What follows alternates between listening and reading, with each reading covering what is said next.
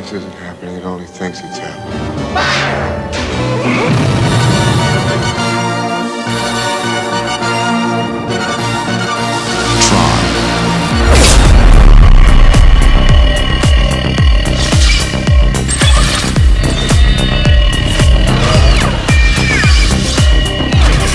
Greetings, programs. It's on like Tron. The Troncast is back, and welcome back to the Troncast. Eram. Eric, hey Mike, how you doing? Doing good. How you doing? Great. All right, cue up your original Tron film, 1982, pre-Transformers. Cue it up to whether it's the Blu-ray or the DVD or you're streaming it. We've decided to pause right when the green font comes up. The green text at the 5 or 6 second mark. It says distributed by Buena Vista Distribution Company Incorporated. We're all paused there. Going to give you the countdown. 3, 2, 1, play.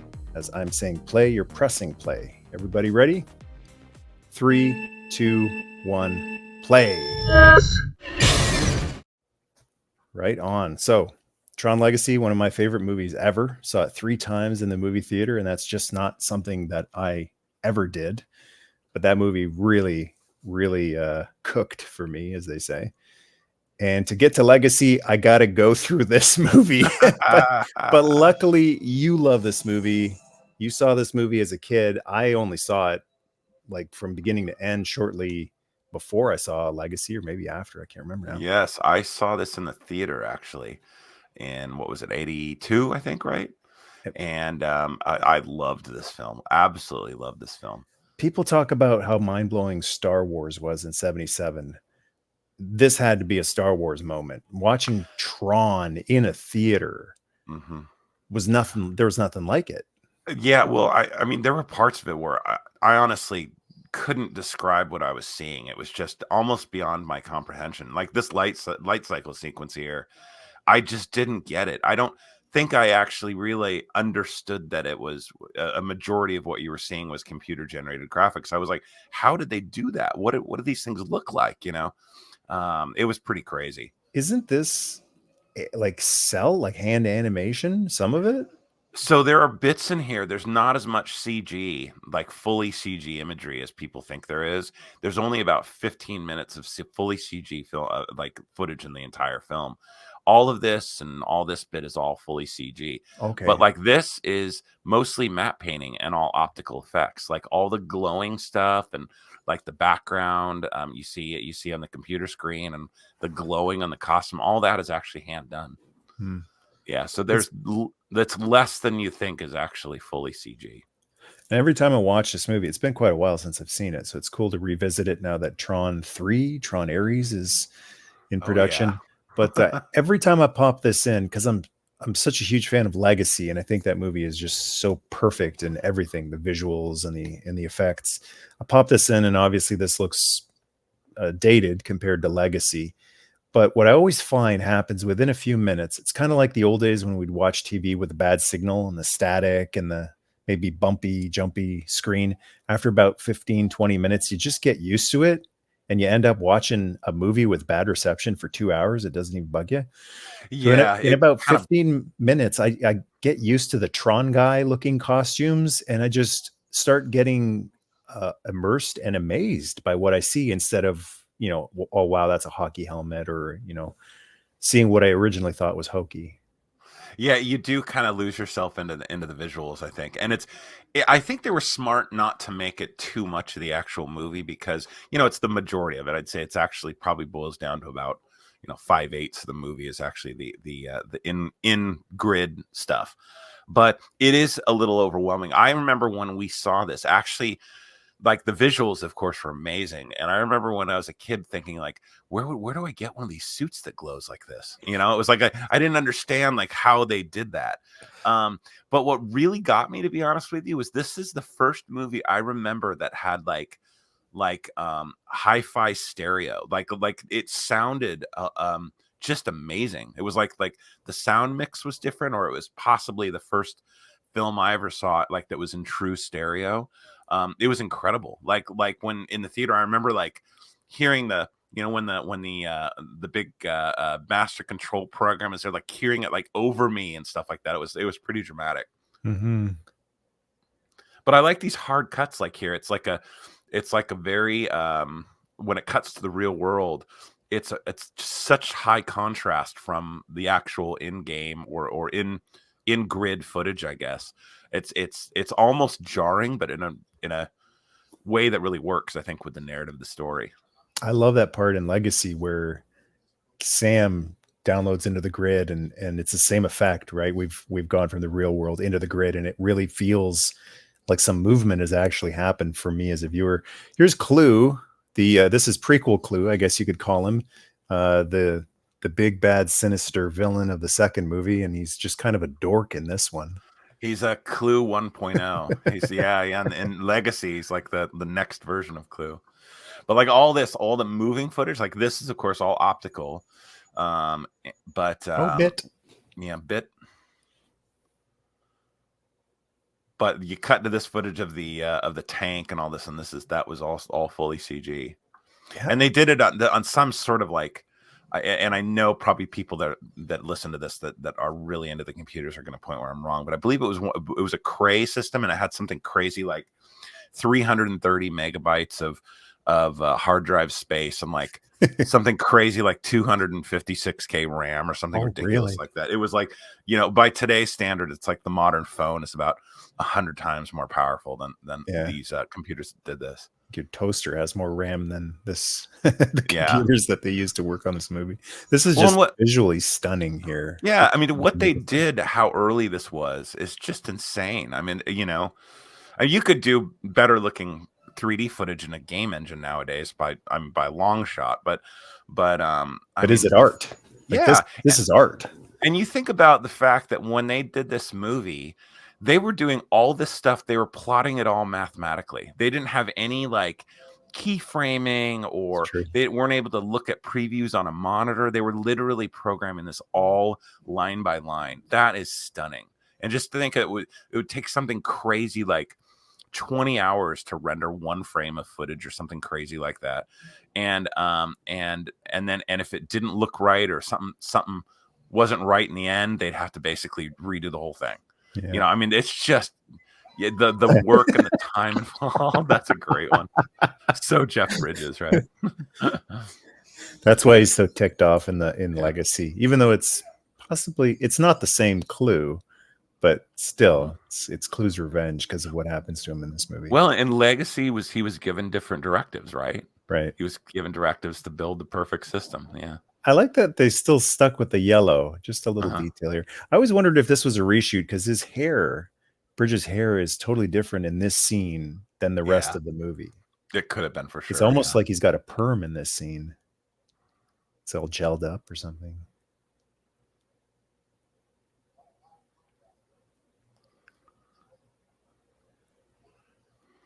And of course, my lifelong quest for the ultimate Tron figure is evidence to my right-hand side here. You got an incredible Tron collection. So even though I'm not the biggest fan, oh no, poor Clue. Oh, that's a cool effect going to red. Yeah. Even though I'm not the biggest fan of this movie, the merchandise I think just looks stunning. Even though I don't really have any Tron 1 merchandise, they've done some incredible stuff with the figure. Oh, look at that! He's got a tear coming. Yeah. Now this is totally an HD movie. I think a big reason why this movie was underappreciated for quite a while was the era of the small screen TVs. You just couldn't appreciate this. But as soon as HD and big screens came into effect, not just, going to see it in a theater in a re-release, but getting to appreciate it on a big screen in HD, I think that's where the real magnificence of this movie comes out again on the big screen. Mm-hmm. Yeah, I think so. And I think if nothing else, I remember when it originally came out on DVD, like, God, it was probably 20 years ago now, if not longer. And it was the first time I'd ever actually seen it like letterbox and like 16:9 since actually seeing it in the theater. Yeah. It's pretty mind blowing. I think even just playing in the correct aspect ratio, all the animated footage, both CG and what they did traditionally, makes a way bigger impact in widescreen. This helicopter that we just saw was incredible too, and that's real world, but still the visual design of this whole movie is incredible, and this is the great David Warner. Dillinger. Yeah. That was one of the things I really liked about Legacy, was how they had His son. that kind of throwback with his son by an uncredited Cillian Murphy too. That was really interesting. I hope he appears in Ares in the next Tron movie. I do too. That felt like it was building to something really cool that I would love to see continued. Touchscreen here. There's so much in Tron that inspired. They imagined it, and then, like Star Trek, the engineers figured out how to do it. Like Trek thought up the flip phone. The touchscreen, I'm not sure if the touchscreen had appeared in any movies or TV shows before this. This is well before Star Trek Next Generation. But I wonder how much this movie influenced the touchscreens that everyone uses today on their phone. Yeah, the big like flat desktop kind of thing. I always thought that was cool. And it was totally imagined in this movie. Like some younger folks might watch this movie and just figure, oh, it's a touchscreen. What's the big deal? That's completely fabricated. It didn't work. No, nothing. Yeah. I mean, there were touch screens and some things, but they weren't like that, you know? Yeah. End of line, man. Oh, the popcorn. Alan Bradley with his popcorn. The great Bruce Boxleitner. Yeah. Who I guess was in like cowboy films and stuff like that. He was this was way out of his wheelhouse in terms of the kind of roles he usually did. Yeah, and he ended up on a show called Scarecrow and Mrs. King after this. I remember that. Yeah.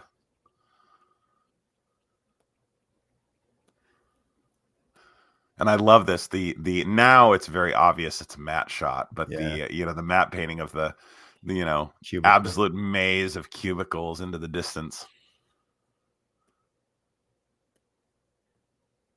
But what really strikes me with this movie, watching it now, and when I was younger, I didn't totally get all the programming references and all that kind of stuff. But it's really a movie that's written with this new sort of language, which at the time was just beginning to kind of be a part of kind of the public zeitgeist. It was just a lot of people didn't know what this stuff meant.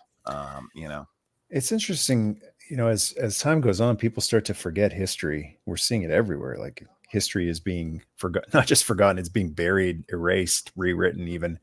But this was at a time when it was not cool to be a computer guy. And there was a long period of my early life where it was not cool to be a computer guy. You were considered a geek and a nerd, and those didn't used to be okay to be a geek or a nerd. It actually was a slur. It was like a hateful bully slur. So that's when this movie was made, in the era of you kind of, people were considered by bullies to be losers if they were into computers and DOS and RAM and intelligent. But we've come around now to where it's like you can be a rock star if you're an intelligent computer guy. Yeah. So I think a lot of people watch this movie and don't take that into account, that this was when it wasn't cool to be a computer guy. Yeah. Well, just as a temperature gauge, one of the first big sort of stories of the Silicon Valley and the computer revolution and everything was called Triumph of the Nerds. Somebody got the last laugh on that one, that's for sure. As more time goes on, I just keep feeling like this little movie that had a lot of money and effort put into it, but tanked so hard. This movie bombed so hard. And then Legacy didn't really do all that well either. I think it's safe to say it sort of tanked as well. But it's cool to see as the years go by, this movie influenced. And that's a thing that always seems to happen, like something that tanks just because it didn't really make a lot of money financially. Was still a huge influence. And I think of this movie, 1982, before Transformers, before a lot of robot tech, computer stuff. I just wonder how many people watched it and were inspired by it. Well, and somehow they even managed to turn Cindy Morgan into a nerd, which is a feat in its own right. Rest in peace. She just passed away. Did she? I didn't know that. Yeah. Oh, I didn't know that. Yeah. Oh, that's a real drag. Yeah. I mean, she was relatively young. I'm really surprised.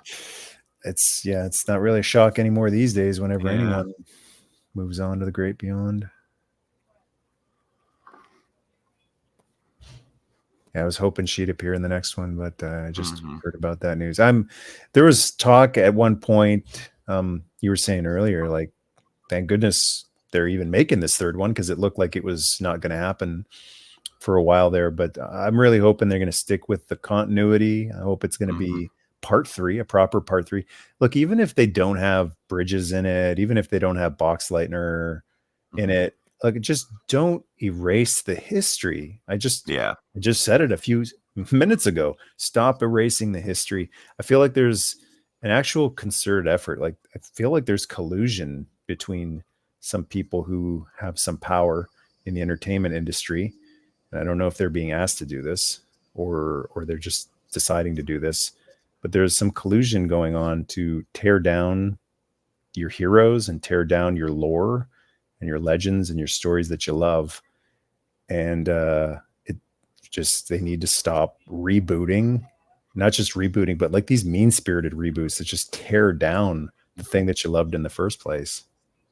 Well, I think Ares is an interesting title for it. When I've been looking it up, it's called Tron Ares. It's not like Tron 3 or anything like that. And I think that's a really interesting name for it, because Ares, the god of war, right?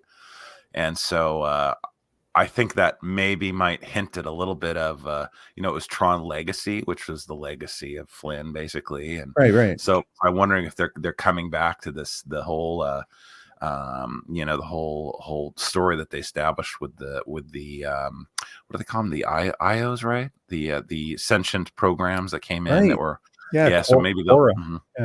Now, something interesting about that, we're going way off topic on Tron, but a trend that's happening right now in movies is AI is starting to be kind of depicted as the good guy in a lot of films lately. Like even like Matrix Revolutions and what was it? The Creator was another one. You're starting to see this trend of the AI as being like the good, innocent, misunderstood, all that kind of thing. So what I'm wondering is that if this war is with these new programs, these sentient programs, I don't know. I think there's an interesting angle there that seems like has been present in a lot of films lately. You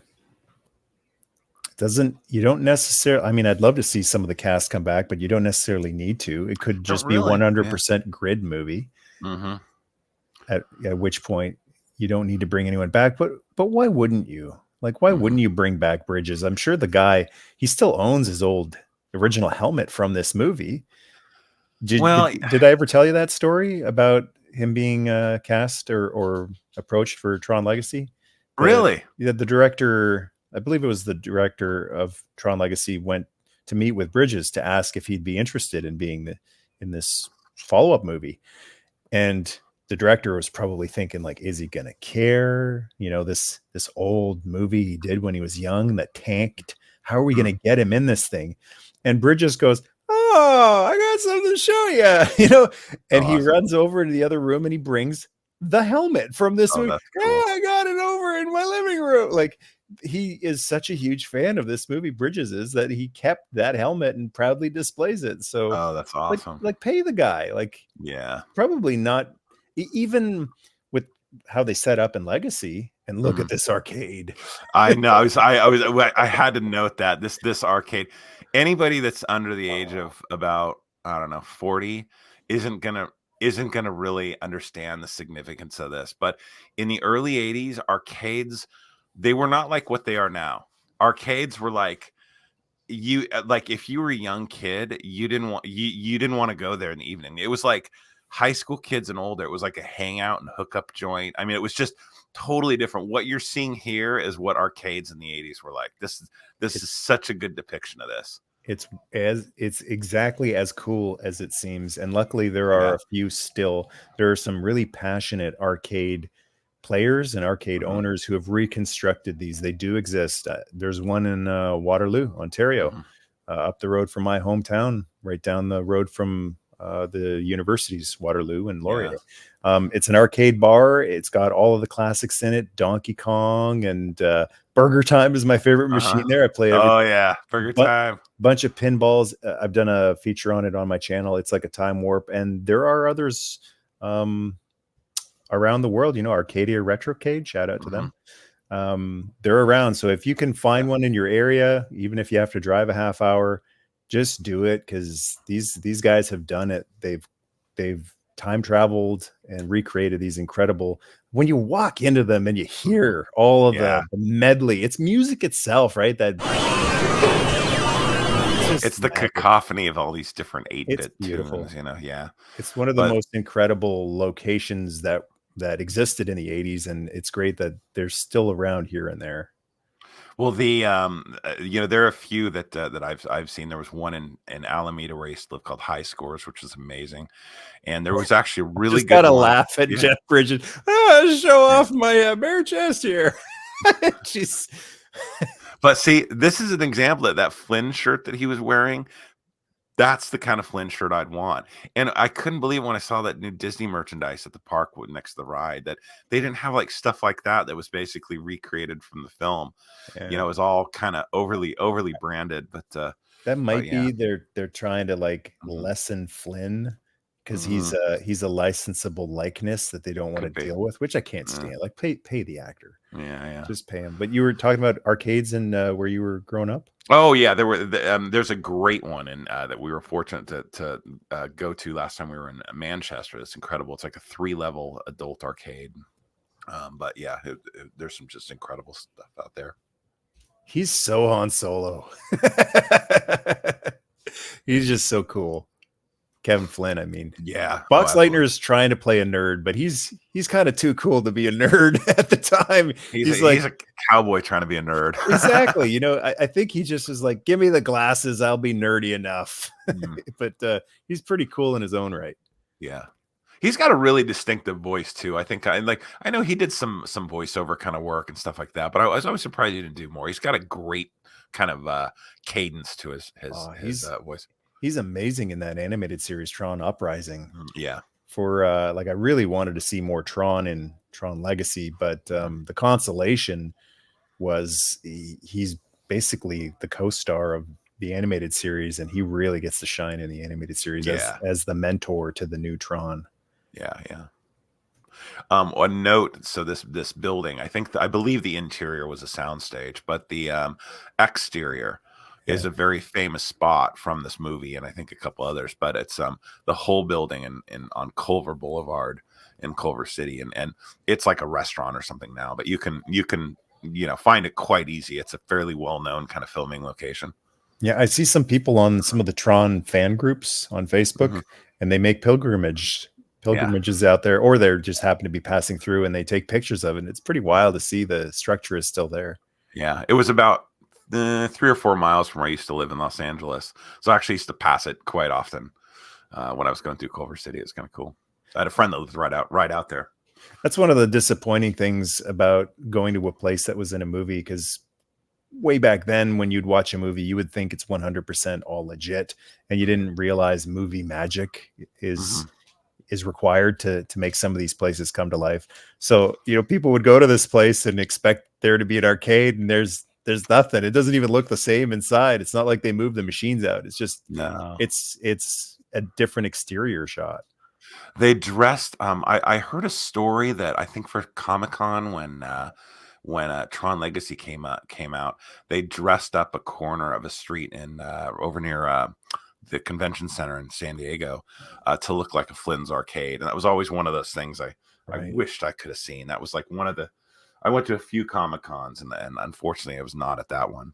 Oh man, that sounds awesome. But they had some deal where you could get you could kind of do sort of like a scavenger hunt and get a secret token, and you go in the arcade and put the token in, and the wall would open up and you could see one of the light cycles, like a 1-to-1 replica of the light cycle.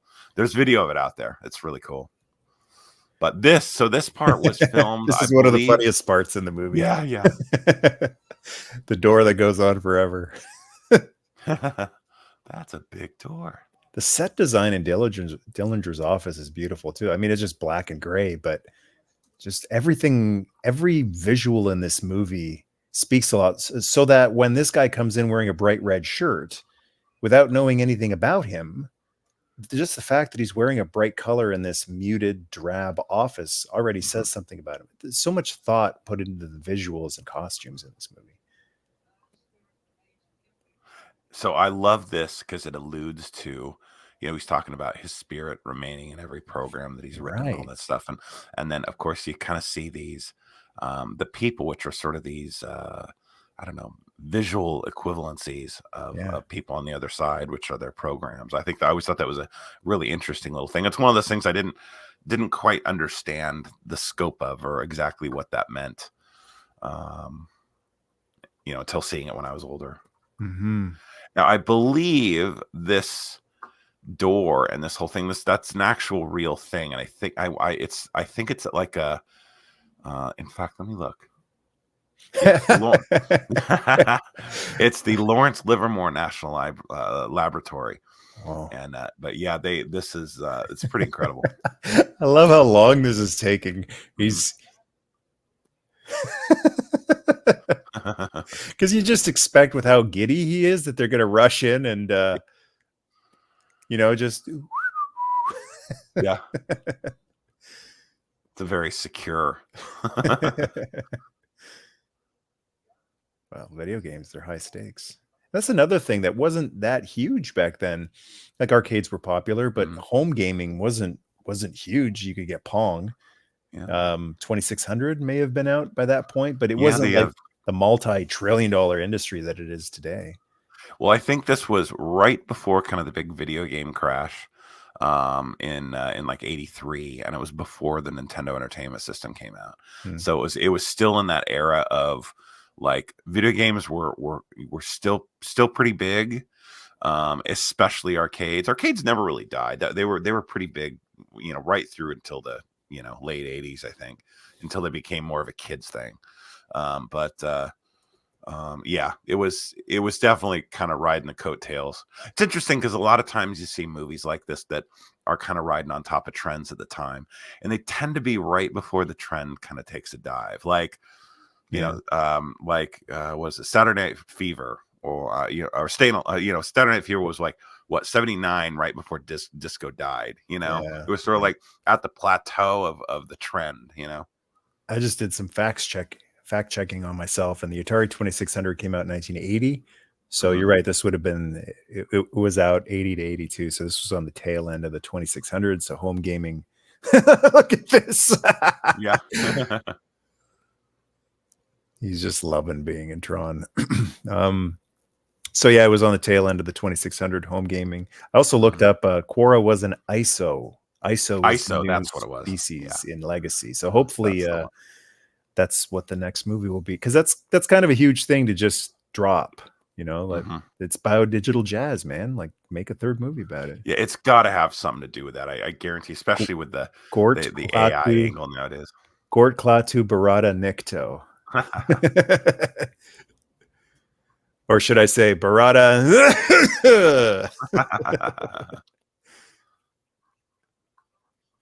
It looks so next gen. That has to be where Next Generation got the inspiration for their touch screens on the Enterprise, from this movie. Yeah.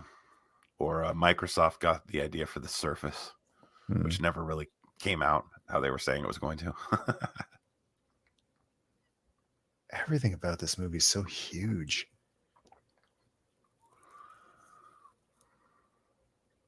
Clever lighting too. I love that. The red light, the silhouette, and yeah, really good lighting design. Artists, man, they had more time. Not like today. They had more time artists had more time to make their art, whether it was a painting or a movie or a game or what have you.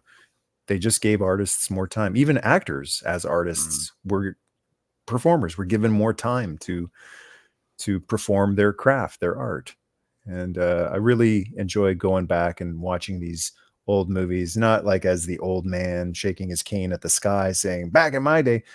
I just appreciate the patience, the more time given to create and cultivate true art.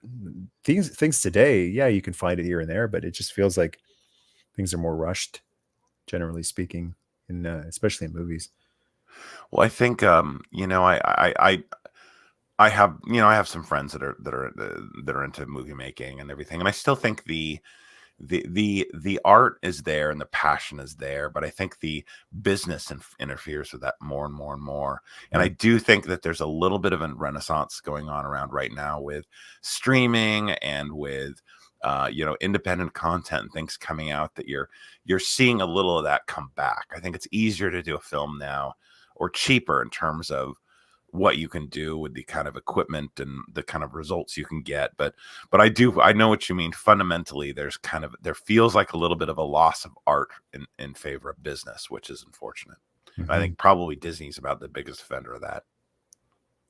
So I feel like whenever we do these movie commentaries, I make note of certain timestamps, like we're at this point and this is happening.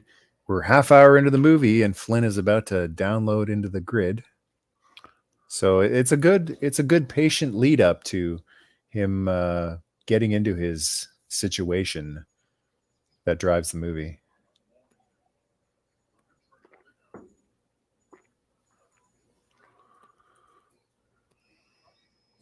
There we go. Whoops.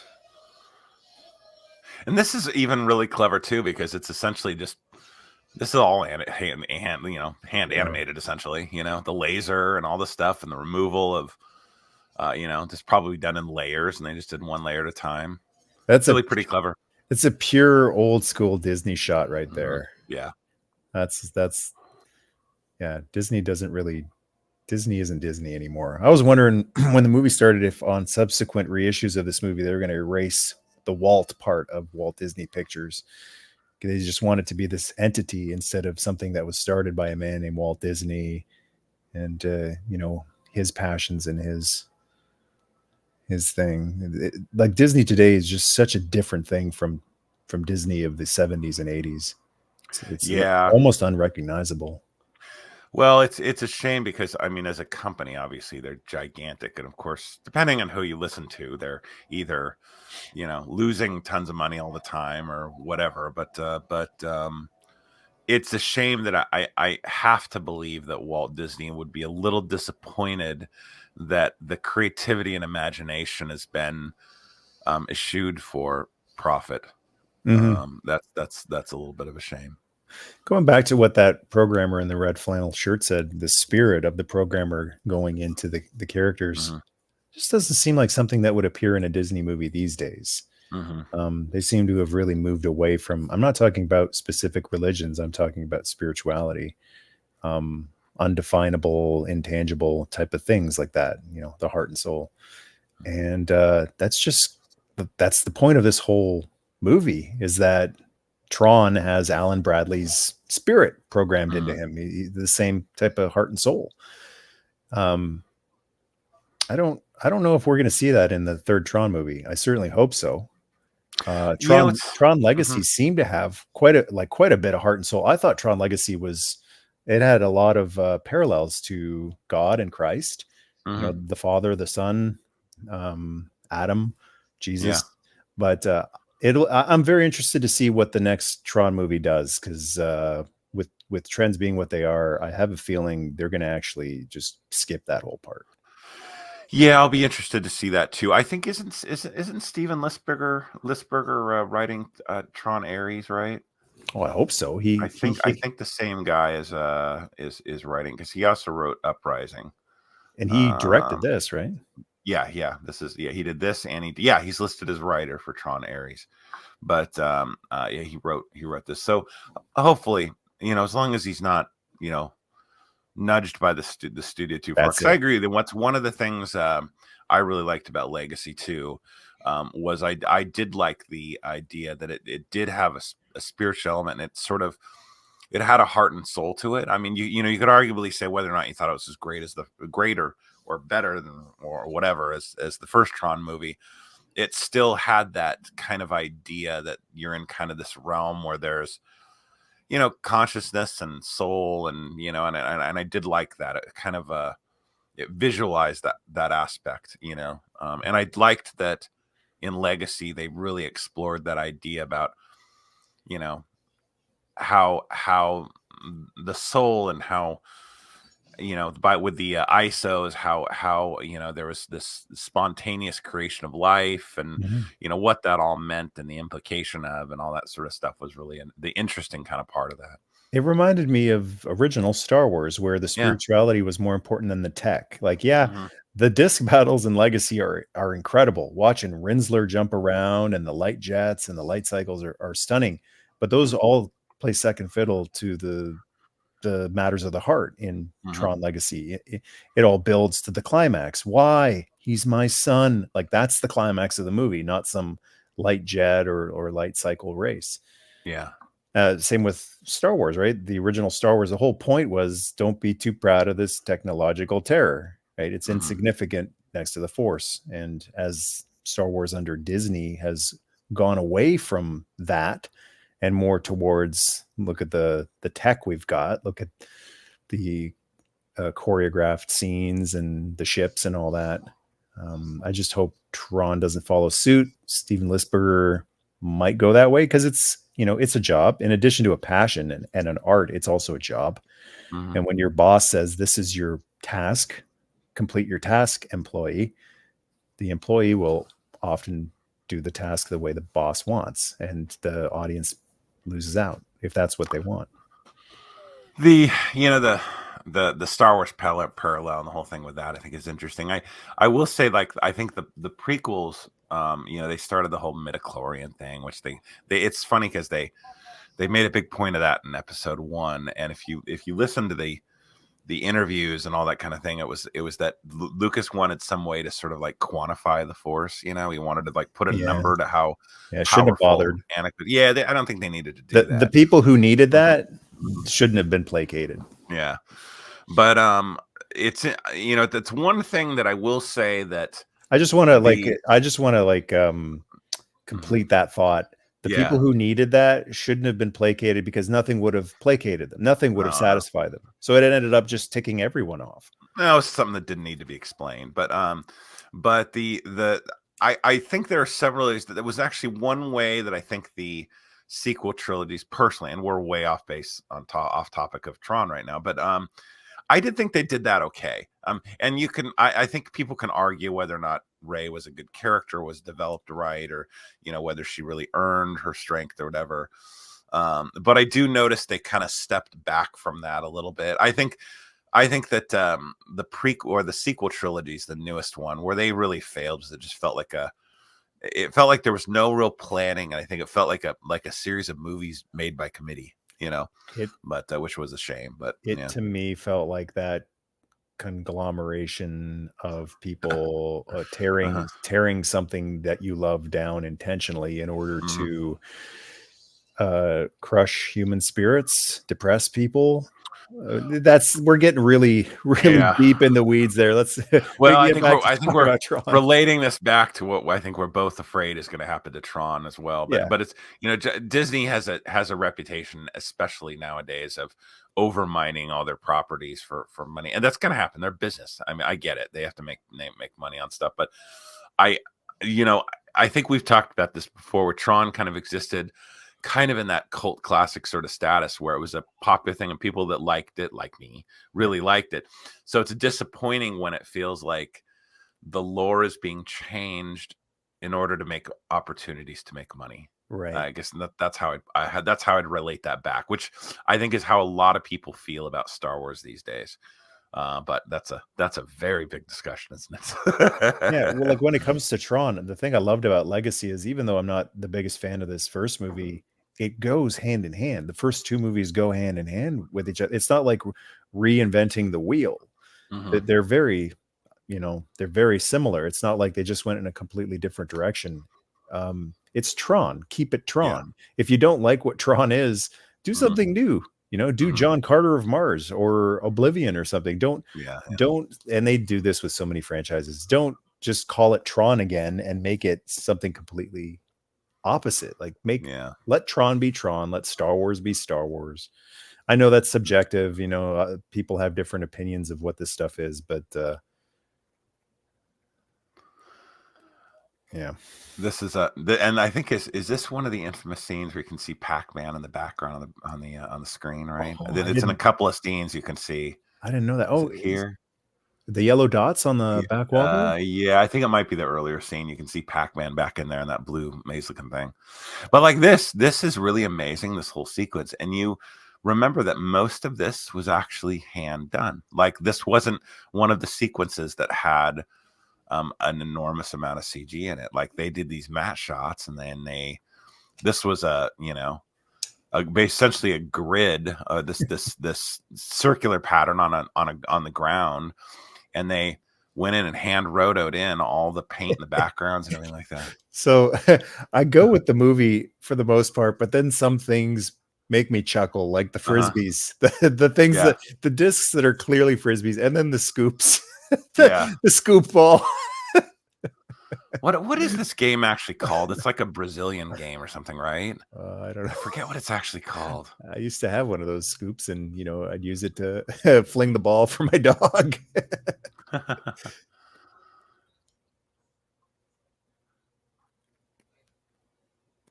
I believe it's called. I may be mispronouncing it. Yayalai. Oh, I don't know. I've never Yeah, heard hard that. rubber ball con thrown with a cesta, a long curved wicker scoop strapped to one arm. Look Yeah, at that. and it's insane. Like they throw these things at like 120 miles an hour, or something crazy. The intensity of the lights on their suits changes. Like, watch when he throws it, they crank the intensity on the lights. That's incredible. And that's hand animated over a black and white plate. That's what I find amazing about that. Incredible. And when I was a kid, I was like convinced that you could get a suit that lit up like that somewhere. I believe it was about Tron. It might have been about another movie, but I'm fairly certain they were talking about Tron. One of the animators, they had to hire out a studio overseas to work on this because they just had so much to do. And they had like a big room of people just cranking this stuff out, painting it around the clock. And my memory's fuzzy on this particular story, but I remember they were doing it so fast that the paint hadn't dried, and they were stacking the cells one on top of the other, and they lost a bunch, like a whole bunch of work they lost because the paint stuck together and they were ruined, and they had to redo all of it. That would be awful. So that was another, like, this movie cost a lot, and that was another reason it cost a lot, because they lost all that money on those ruined cells. It was the movie that wouldn't end. I've had a few videos on the channel like that. I just feel like this is the video. I've told my wife, "Hun, this is the video that will not end." Transformers 88 was one of those just recently. Like, this will not end. And I think this movie felt like that for Disney, and that's why they didn't revisit it for such a long time. The movie that wouldn't end, or the production aspect wouldn't end. Well, there's a everyone knows that the unofficial companion movie to this movie is The Last Starfighter, right? Which is one of the other first films to prominently feature computer generated imagery in the movie. And the interesting story there was that they actually could have made The Last Starfighter look a lot more realistic, but they didn't actually have the time to render the movie and have it release in time. They actually had to scale back the rendering and how they did stuff in order to even meet the release date. So it's like that's, and I wonder if, part of that here, I mean, this was so experimental and really wasn't done on this scale before, but like I said, they were plotting this stuff by hand. There was no other way to do it. So you have to figure that there were times where they would spend a week rendering a shot, get it back, print it to film, because there was no like. This is one of my favorite shots in the movie. Yeah, this is truly amazing. Like, I'm sure it took months and months and months and months just to render this sequence here. That's the deadlines have ruined a lot of movies or lessened the greatness of a lot of movies, but also, just sometimes it helped the movie become a big hit because the other movies couldn't make the deadline. So it's a cutthroat business. I was never cut out for it, especially the business aspect of it, the deadlines aspect. It kind of seemed just gross to me the way true artists, passionate artists, are exploited by suitcase wearing businessmen. with Well, deadlines and profit margins. yeah, I mean that unfortunately that's part of my world right now too. But the that old saying is what is it? Limitation is the mother of innovation. Oh, really? And it's there's something to be said there too when Look at the you're when movie. movies, yeah, when The people are under movie is this a pressure testament. to deliver and they're finding these ways, these clever ways to do things. That's so I know true. there's a really interesting video out the Corridor Crew, which is like a special effects group on YouTube, and they do all sorts of special effects gags and all sorts of stuff like that. They, as a challenge, remade the light cycle scene in Tron in like an afternoon. They Really? like did the whole thing with modern software and redid it, and they did it like in a day, Wow. which is stunning because you think of how long it probably took them to do this entire sequence. Yeah. And they did it to look like it did back then, and then they did another version of it where they re-rendered it all with like modern ray tracing and all this crazy stuff to make it look like photorealistic. And it doesn't have the same flair; it looks better like this. Oh, yeah. But yeah, but this is just an amazing. I remember seeing this and just being absolutely stunned. This is And it's the Death Star trench right here. Like yeah. it's mind blowing for the time, and Mm-hmm. even today, it's really, really, really impressive. Mm-hmm. Yeah, it really is. And some great merch has come out of it. The Metacom light cycles look great. Mm-hmm. The new ones, you've got, I think, a couple of the new Mm-hmm. ones that were at the Disney parks look fantastic. Yeah. These vintage light cycles. And just a little nod that the one of the designers in this film was Sid Mead, who's known as a really amazing and forward-thinking futurist. He was sort of one of the original concept artists, if you will, and his design stamp is all over there. Oh, there's the Pac-Man. You see it? Oh yeah, Yeah. That's awesome. I've Yeah. never noticed that before. But Sid Mead's design stamp is all over the stuff, and he was actually an alumni of the school I went to, Art Center in Pasadena. Yeah, a lot of people. I'd never met him. A lot of people I knew had met him and been around him. So Jeff Bridges is doing some amazing.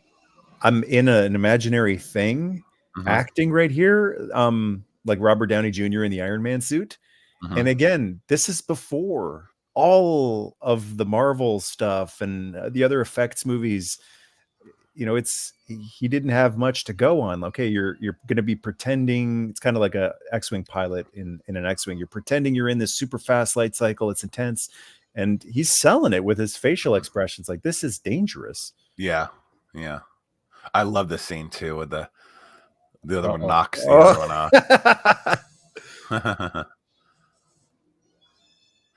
And one thing to point out too is the score of this was so revolutionary, and Wendy Carlos is the one that did it, and I think she's also known as the one that did the score for, I believe it's The Shining. Without looking, she's done a few scores for some films, and she had such a I think she might have done Clockwork Orange as well, but she had such a forward thinking sort of sound, and this music went with this film so well. Very video gamey, but not bleeps and bloops. That it was just amazing. I wouldn't say it's the most listenable film score. Like, you're not going to listen to it, while you're working or anything, but it is good. It fits the movie very well. I was just going to bring up the score. I'm glad you brought it up.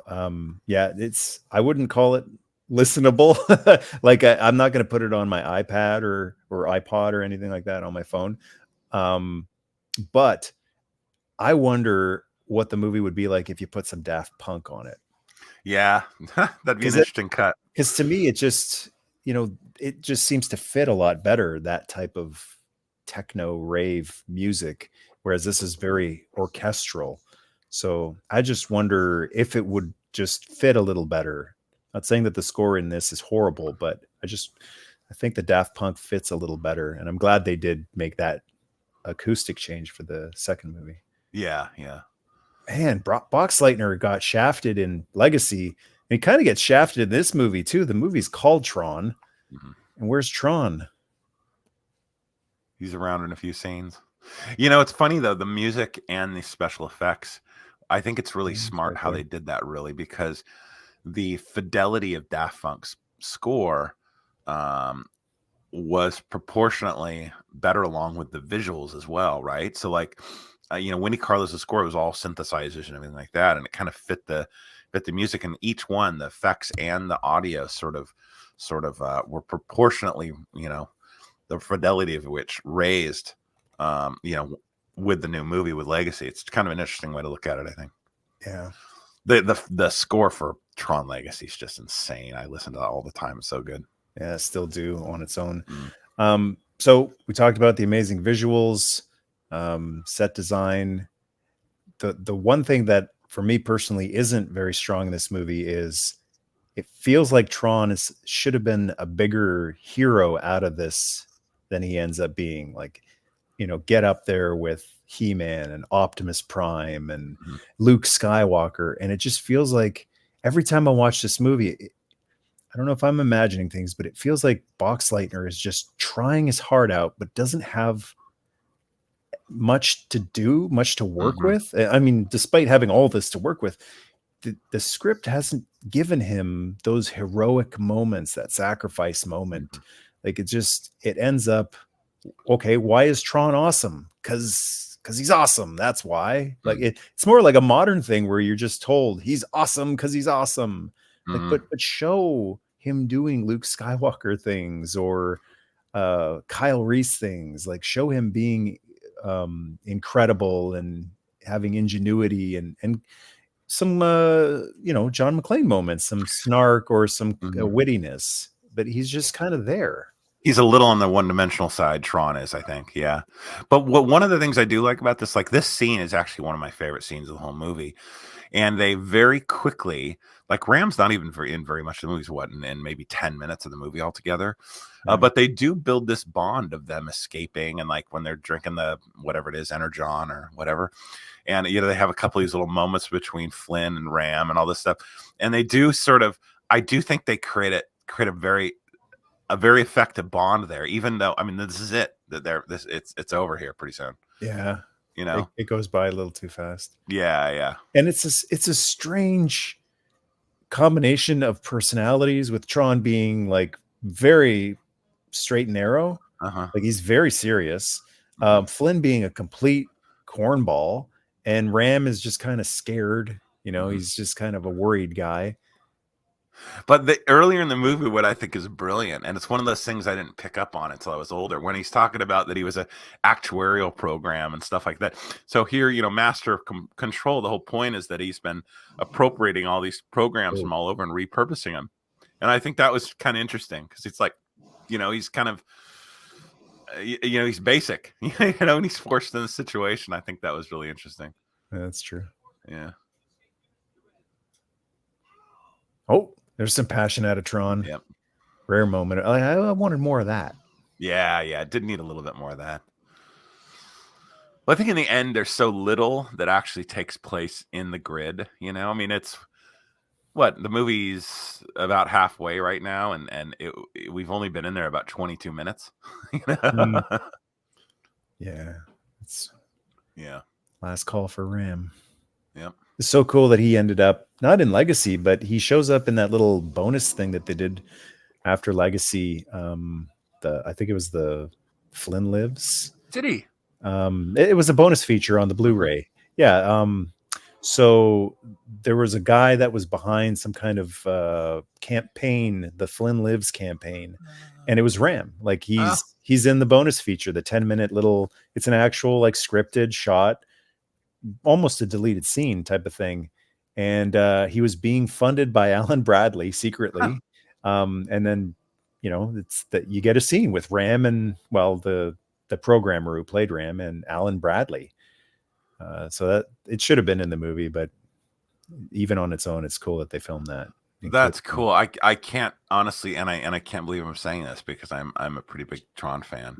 It was easy to miss. Yeah, I'm not sure I've ever seen that one.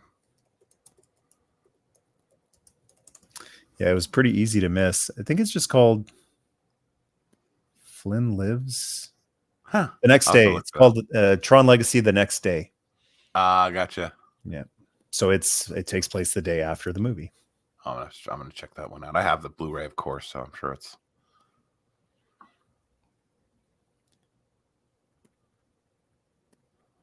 There was a guy. He's such a clown. I'm sorry, but Yeah, he's just so like he's in this very serious peril situation. He's just kind of goofy. yeah. I think he thought like I'm in the computer war tennis shoes, aren't I? Like he's he's not really giving it the gravitas that Bruce Boxleiter That's is. cool.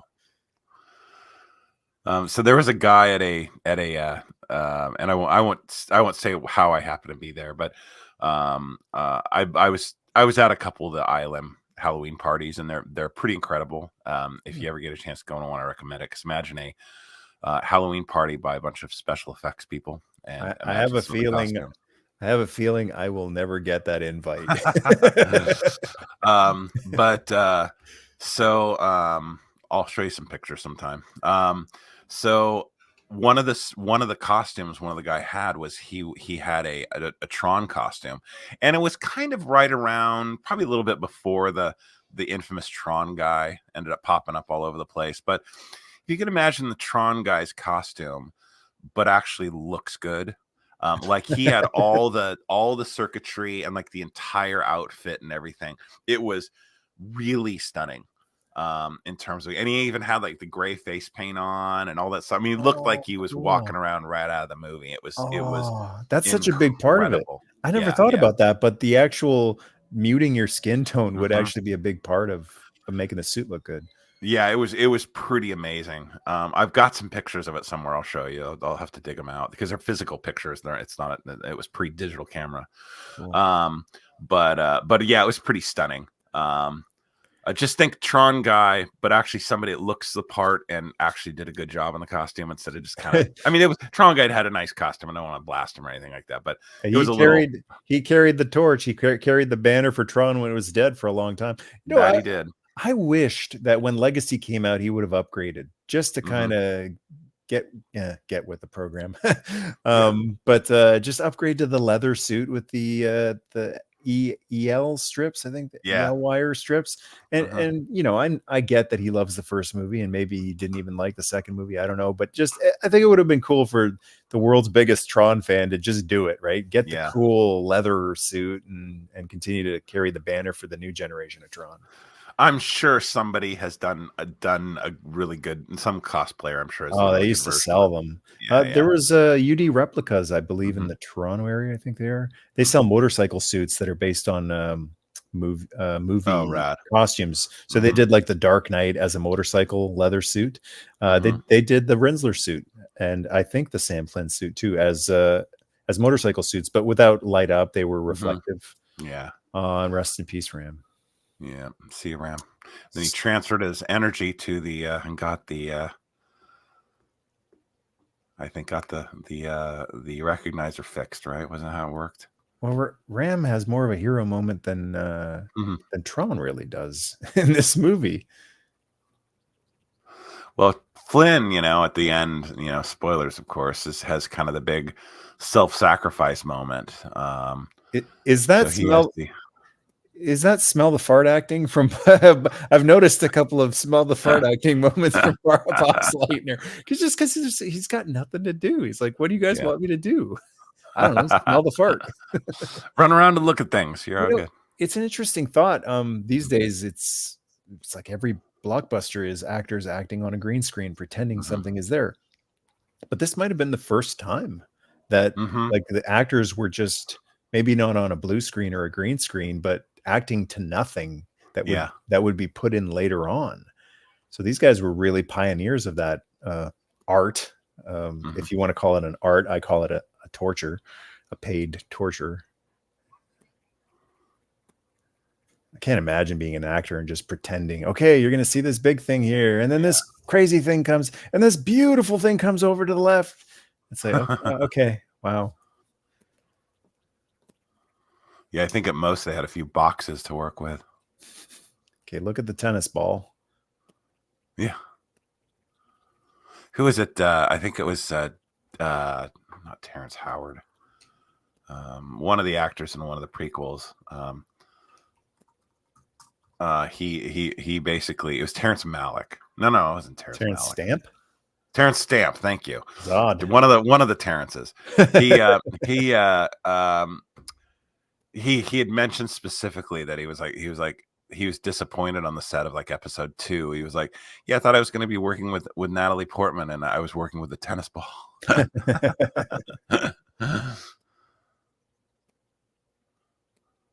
It's kind of hard to even, I mean, it's hard enough to act in this suit. But then they kind of strip away a lot of the nuance because acting, especially on a big screen, is all about nuance. And with the screen being almost black and white, and they're, cranking the contrast up, I'm noticing like it's hard to see some of that nuance that Boxleitner is trying to add to his character in dramatic scenes like we just saw. It's like almost a black and white movie. Yeah. Well, if you've ever seen how they actually filmed this movie, they actually did film it in black and white. The stripes and the circuitry, anything that was supposed to glow, was either white on black or black and white. Like this right here was a black set with all the bars were white, and then he was in a white suit with the black stripes, and that was what they essentially used to isolate what they were going to rotoscope in. They just sort of like did like a high contrast pass, and then layered that with a rotoscope pass, and layered that with the background pass. It was pretty crazy how they did it. We were talking earlier about things that were influenced by Tron. I gotta mention probably the biggest thing, or the thing that took the most inspiration from Tron, Reboot, the show Reboot. Oh yeah, that CGI was show Reboot. It's pure Tron. It can almost be another grid somewhere. Yeah, I remember when I first saw that when I was, I think I was in junior high school when that show was on. But I used to watch it. It was on in the mornings. I used to watch it before I'd go to school, and it was totally big time Tron. Yeah, I love this ability he has. It's he does it in the second movie too, when he in the final scene with the bridge and stopping Clue, jumping towards him. It's like the Force, just he's got the power of the user. I love you hear the thing like no.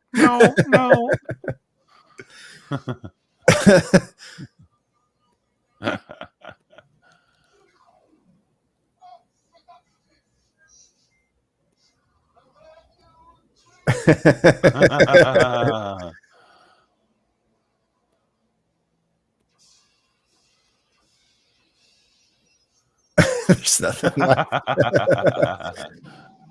And I love this bit too when he gets out. I'm okay.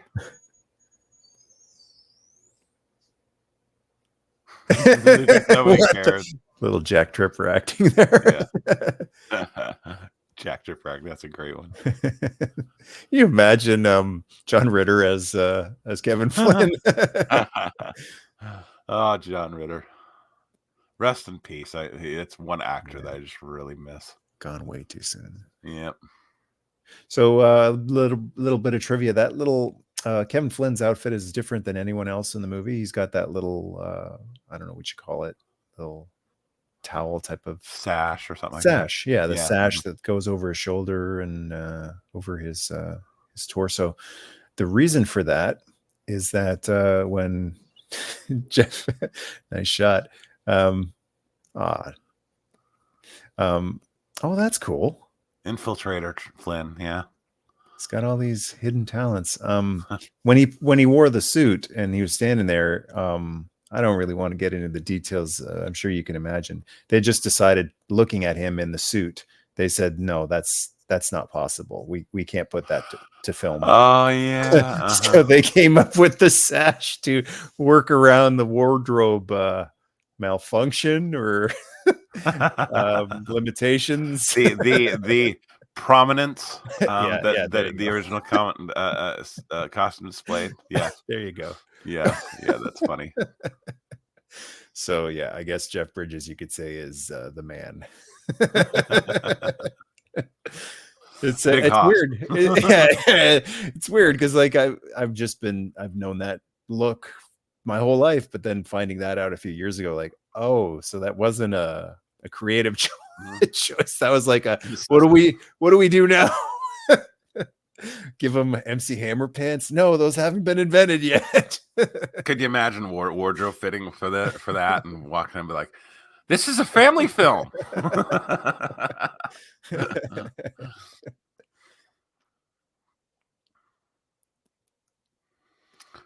Poor Cindy Morgan, who was in something that looks about 3 sizes too small for her. Yeah. I just saw a picture someone posted on one of the Tron fan groups. That's how I found out she passed away, actually. Someone posted a picture of her not too long ago. Like not a few years ago, but I think maybe 10 or maybe, I mean, it's been so long since this movie's been out, but 20 years ago, I'm not sure. But it was Cindy Morgan quite a while after this movie had come out in her original Yori costume. Wow. And the photographer had taken pictures, but after the photo shoot, she had said, "I'm not happy with how I look in the suit." She looked fantastic in it, but she wasn't happy with it. And she said, "I would like these to not go public. I'd like these to remain private." And the photographer didn't put them out. And then upon her passing, he, it's sticky because it does go against her wishes. But he meant well, and he said, I just wanted to put this out here in tribute of her because she was a wonderful actress, and she looked great. I mean, he disagreed with her. He's like, she looked great in her original costume, even if she didn't think so. So yeah, she could still pull it off all those years later, even though she didn't think so. Oh wow. Yeah, I mean, she the last interview I saw with her, she seemed pretty young and vivacious, and I mean, for whatever she was, I think 60 something or whatever. She looked very young for her age, so that really surprised. I had no idea until you mentioned that. I had no idea she'd passed away. I remember I was in one of those Tron groups on Facebook, and actually left a lot of fan groups a while ago, but she posted in there occasionally, and obviously that happened long before she was there. Yeah, it's unfortunately that's happening not just with the fans, but the people who worked on this stuff. I remember Larry Hama was going to shut down his either group or his Facebook profile page, whatever it is, just because of all of the. There's a lot of people who only speak up to disagree and disagree in like not in a way to discuss, to debate, but to argue. Like the only reason they speak up is to argue.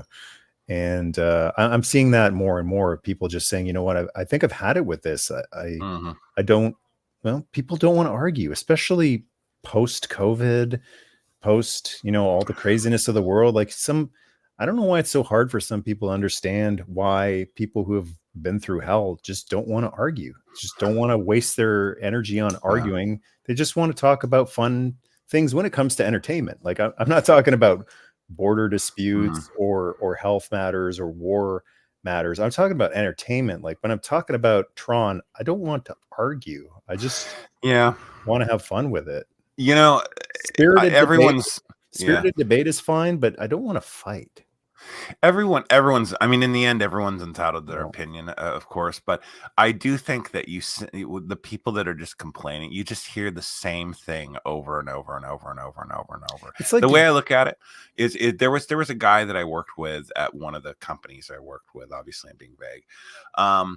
And every time we went to lunch, he would complain about Star Wars, like the prequels, or how bad the prequels are. And this was not too long after the last one was released.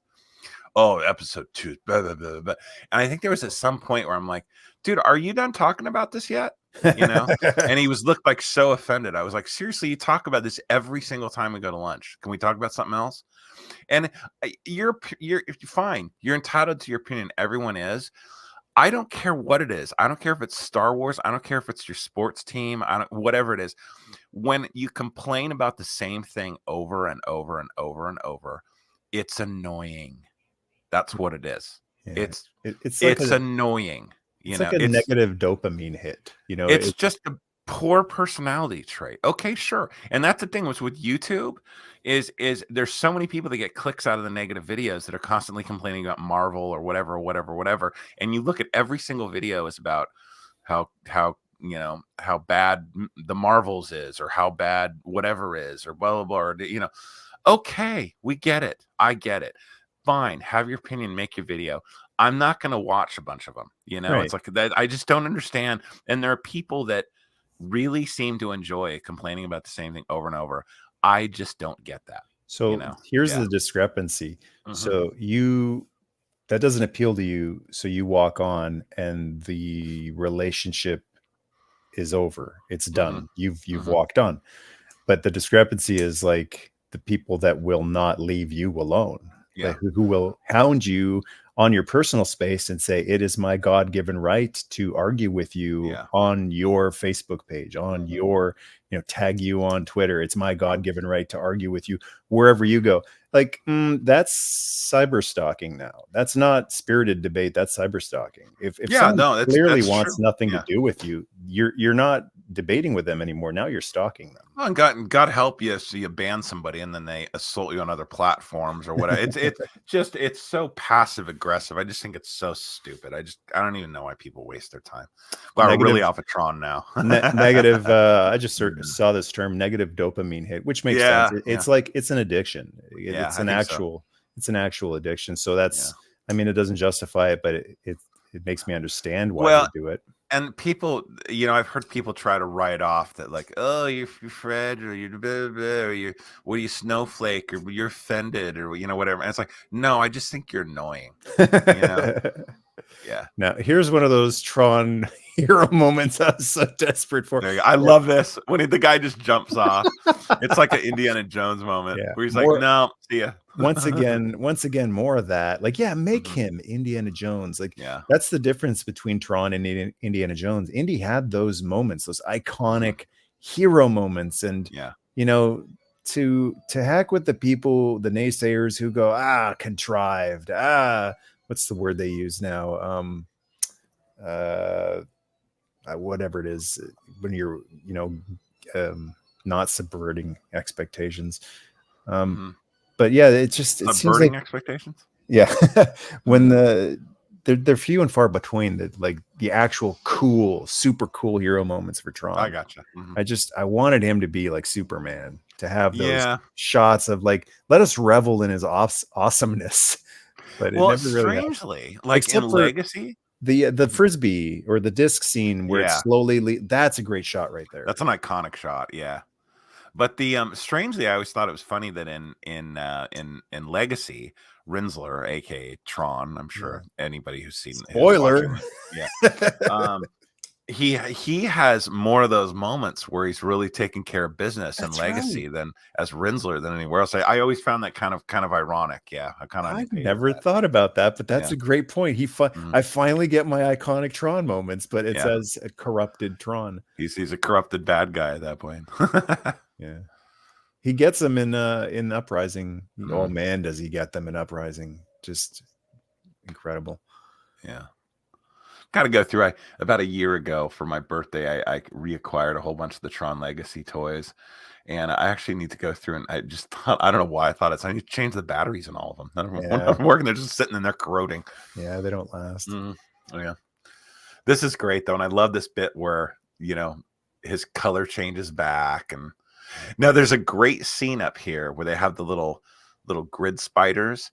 And watch that carefully, because that's one of the scenes that's hand animated to look like the CG, but you can really see that Disney animated influence on it. It's really interesting. Nice little quiet moment in remembrance of it. I'm glad they bring up Ram. I mean, it makes sense, right? Where's Ram? Yeah. They give him, that's what I was saying earlier in the movie. Give him a moment. It's a quick moment, but just give him a moment to remember their friend. And I like they gave the grid sailor a nod in Legacy too, where they did something very similar. I thought that was cool. Yeah, the old man's gonna knock on the sky. Yeah, he's jealous. Yeah.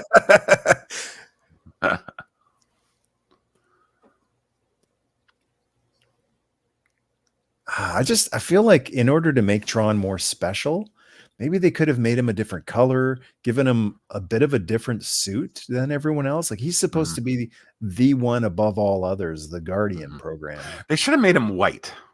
Yeah, like they did in Mhm. Uprising. Yeah, They yeah. fixed that actually. They Yeah. retconned it, but it was Mhm. a rare, great retcon by fixing it and making him white in Legacy Yeah. in Uprising. And of Yeah, course, that's a great now we point. have, thanks to the new reaction toys, we finally have a Yori figure that's Hmm. sitting right there. I'm looking at, and a Ram. Never Hmm. had either of those.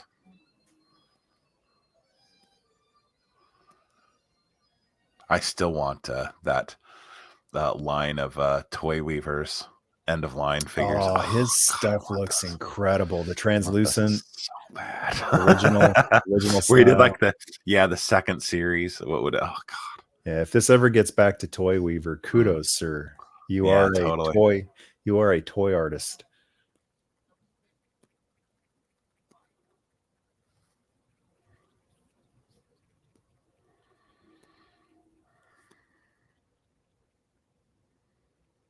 Yeah, there it is. There's the grid bugs. Yep. Yeah, but look at how Disney that animation is. Yeah. Yeah. Oh, And when I was a kid, I had no idea that that was any different than like the CG footage, you know? I mean, really, truly.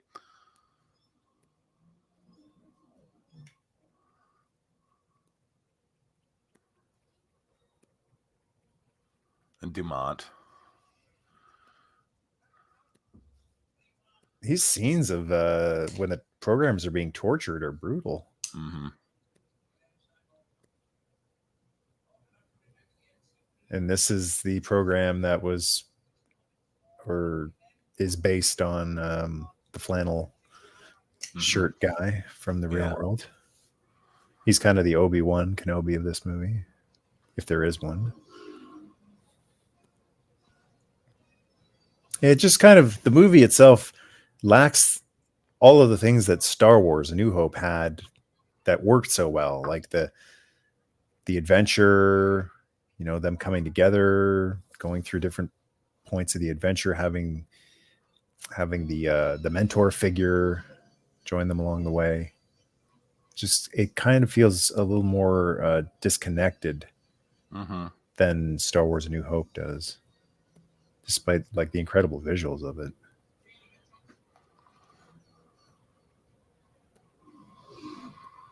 I like that they all have their own specific, very simple Hmm. symbols on their chests, and Tron's is like a T. Hmm. The squares are in the form of a T, and I love that they kept that for Rinsler. It's Yeah. a little subtle thing that was easy to miss, but then when you watch it back, you go, "Oh yeah, that is the Tron T on Rinsler." Yeah. Well, and they managed to, because Legacy, it was a sequel, but I like to call it a sidelong sequel, where I think it was almost as though if the first movie was a little more contemporary, it was a continuation of that. But they did sort of explain away the difference in the look by the idea that it was like the Grid 2.0. It Right. wasn't the same grid as in the first movie, and that was pretty smart because I think it freed them up from having to be too faithful to the first movie, which is wonderful, but it also by today's standard looks rather dated, even in style, in design.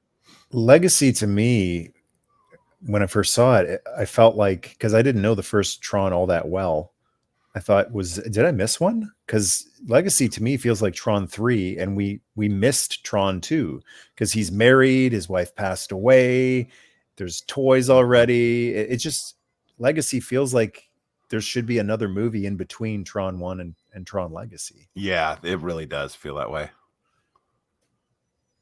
Well, Maybe. it's almost like Tron Legacy was the sequel to a Tron movie that was made like a few years before that, Yeah. Yeah, they Yeah. even reference like all this stuff Hmm. happened in 1989. Like there was Hmm. no Tron movie in 89. Yeah, yeah. And I think they pretty brilliantly explained the age of like Kevin Flynn and this and that, and that whole idea of him having disappeared and then having been in the grid for so long, even though time is different there, um, that he's an old man even in the grid, so it meant he was there like thousands of years, like in grid time. Yeah. I thought that was really interesting. Mhm. Big special effects scene just now. The big crash. Yeah, it's crazy. Another moment to grieve. Tron's dead.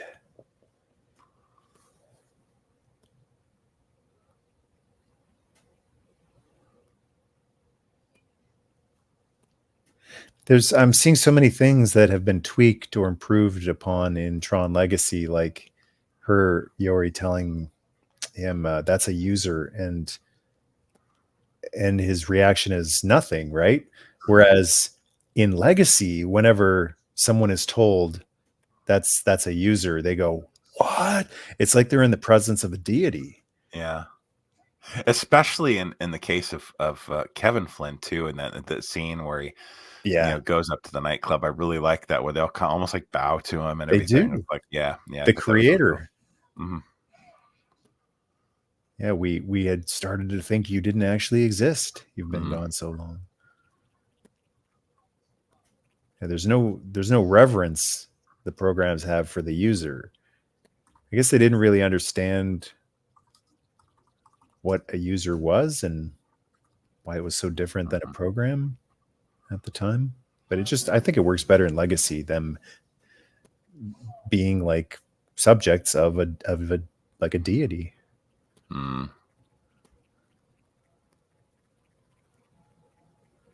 Ship is kind of reminding me of the Sulaco in Aliens.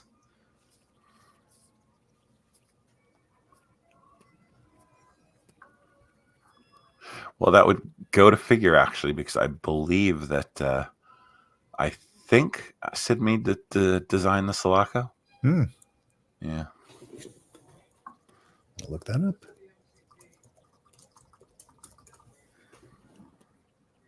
Well, how about that?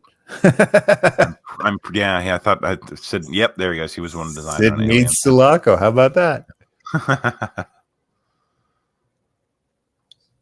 Yeah, Sid Mead did an extraordinary number of designs for movies that were really popular in the 80s. A lot of science fiction, and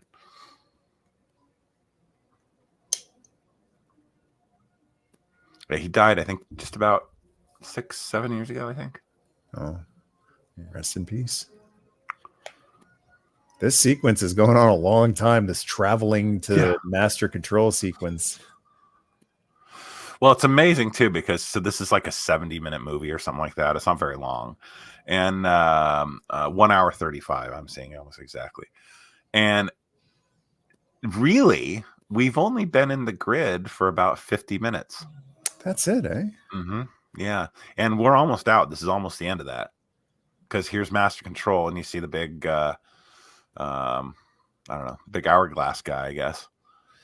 And what's wild is watching this on Blu-ray in HD and seeing like artifacts and stuff on the screen that it looks so CGI, but it's not. So there's like hairs or smudges and smears. It's pretty wild seeing those artifacts. This was all composited optically, and the crazy thing is that's one of the reasons that the CG took long to do, is because they couldn't actually even see what they did until they exposed the film and printed the film. It wasn't until all that process went through that they were able to actually see what it was, and they get stuff back and they'd be like, "Oh, it's bad. There's a bad frame, or this doesn't match up," so they have to do the whole thing again.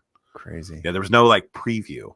So there was a little moment where the user was able to do something magical, revive Yori a little bit just by being a user. Yeah.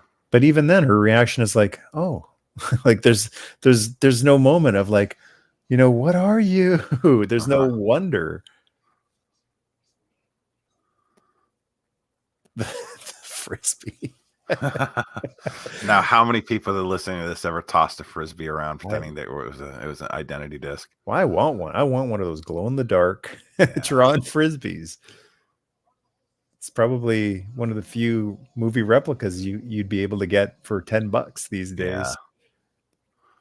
Yeah, that was the one thing I just didn't want to ask my my partner's fiance for to bring home too much, but yeah, she brought me the NCOM mug, which was great. And I kind of forgot to tell her about that. I was like, I got one of those frisbees, grab those for it.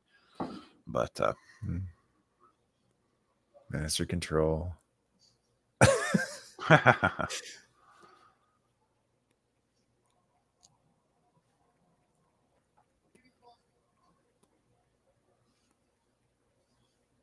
Wow.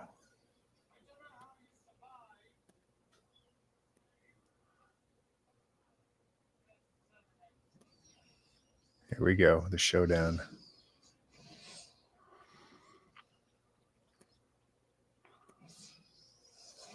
Beautiful. Wow. It really is pretty with the lights and the effects and that kind of thing. I mean, it's for me, for the most part, it's style over substance, but it's such beautiful style that I do not mind watching this every couple of years over again. It is really, really stunning artistic work. The part where they're showing Dumont on the sort of the torture rack or whatever it is, and you can see his skull kind of flashing. You just saw it, and I think you see it again up here. That really creeped me out when I was a kid. That reminds me, cool. Oh, right through the noodle. Right through the. Oh, and the eyes were glowing for a second there. Oh, his brain spilled out. Yeah. Surprisingly graphic for this is great when he.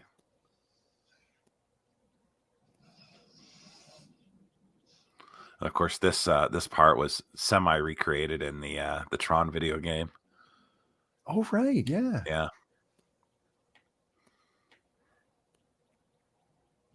And just a few years ago, the company that puts out the replica arcade cabinets put a Tron cabinet out, and it looked amazing with the translucent blue joystick. Yeah, yeah. I kind of did a cursory search for that one. That's one I really would have liked to have, but I don't even know where to put it. I'd have to move stuff around in here. Same here. I didn't even care about the game. Just having the thing itself, a replica of the cabinet, would be a piece of art to me. And I wouldn't even use it. Just it would sit there and look beautiful. But I would be where do you put it? Yeah, I would be pretty happy if they had like a set of controls that you could like plug in, like those old plug and play game, that was a Tron game with the right control stick and the knob and everything. I'd be pretty happy with that even. Another thing about this movie that just I don't put it up there with the all-time greats like Star Wars and Terminator and so on is Tron and Flynn, they're kind of canceling each other out. Like, who's the hero of this movie? Like neither one is really, and Legacy doesn't have that problem. They solved it by having Kevin play second fiddle to Sam. Sam is clearly the hero of the film. But in this movie, it's like, who's the hero here? Is it Kevin? Is it Tron? Well, and he kisses Yori at the end, and it's like, wait a second, right? Didn't like she that, it's Tron's girl. Like, what's going on here? I almost wonder if the movie would have worked better with no Tron character whatsoever, and everything that Tron does is actually things that Kevin does. Or if the point of the movie would have been them unlocking Tron, and then Tron is like the one that takes on master control at the end, right? Okay. This always creeped me out when I was a kid too. This whole like old guy in this monolith, and thinking that that's sort of the visual representation of master control. This really creeped me out too. Ooh, the head sinks back into the thing. Ooh, that just always creeped me out. You only see it for a moment too. Yeah. That wasn't Dumont, was it? No, I think that was supposed to be essentially the avatar of master control. How he actually, everyone's got this human-esque looking avatar, and that's at least what I always interpreted that to be. Interesting. But it's sort of a Jesus moment of, Flynn sacrificing himself for the system, for the program. So it's I always thought there is. I think that there's a lot of allegory in this film. But like all this is hand animated. It's none of that's computer graphics. Wow. This is part of I think it. Steve Lisberger's. He had an animation background, and he did commercials and things like that. And then he did a demo reel of this like kind of Tron-like character and showed this sort of backlit animation technique that he used to do. And that was really the impetus of the visuals of Tron. I wonder if he could smell or taste Kevin on her lips. Like, Hey, wait a minute. wait a minute. Why do I taste Flynn's electrons on you? Chapstick. You don't wear chapstick. Juicy fruit.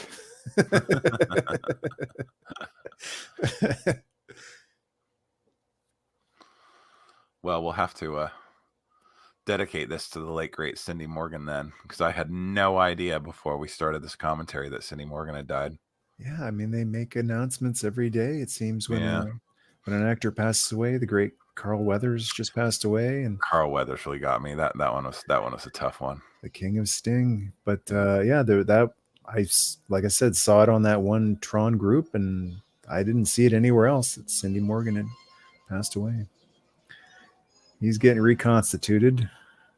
And it's really jarring when you see the switch from the grid to real life. It's like all of a sudden you're like, whoa,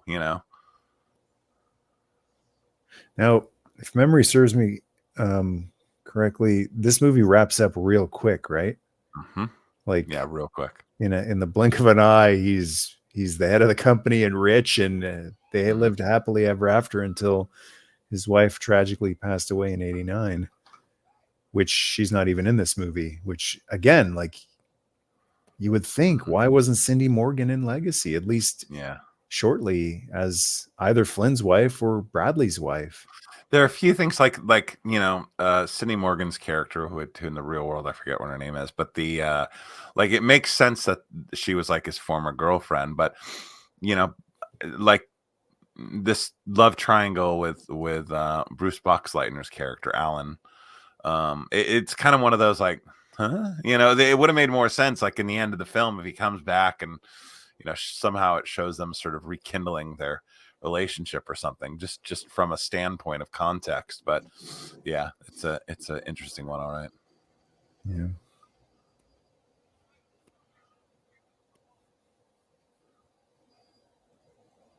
Laura / Yori. Laura, that's right. Wow. He's hanging onto his son or onto his glasses. Boxleitner is, because it's like, that's not an effect, boys and girls. That's a real helicopter. That's an actual helicopter landing. You can't Hollywood that up. That's gonna blow you away. Yeah. And this, I think, is a really interesting kind of, I dare say, symbolic way of ending the film too, with this time-lapse footage here. It's very Tron. Yeah, it looks very grid-like. I think it's kind of drawing the parallels between the real world and. Whew. Yeah, that's a classic. It's it doesn't feel like a slog to me because it's so short. I think if that was a longer movie, it would have been a little bit of a finger tapper. I think there's more good than bad here. So I'm not blind to the bad, and I don't mind bringing up the things that don't work for me and armchair directing a little bit of the things I think could have improved it. But just watching it again, like it was time well spent. It's gorgeous. It is, yeah. And I mean, it's I'm gonna go so far as to saying I think it's probably pretty obvious when I was a kid why I was so obsessed with the look of this movie. I was a creative kid and I just thought that was really interesting, and the aesthetic just kind of did it for me, for lack of better term. Just made it, it was an interesting looking movie. I still like it. I think the new film, I think in its own way, is just as interesting looking, and the design and the Sid Mead stuff and outfits, and obviously I've some here I'll just point the camera in this way. Obviously I have some degree of obsession for Tron. Beauty. So it's a beautiful look. I've always liked that, Tron or not, just the neon at night. And so whenever I see anything Tron related, I just I love it. I love that look, regardless of movie or not. I just love the cyan lit up, against the dark night. And I always think this movie is more dated before I watch it again. I think, oh, we're really going back in time. But then no, it's actually pretty similar to Legacy.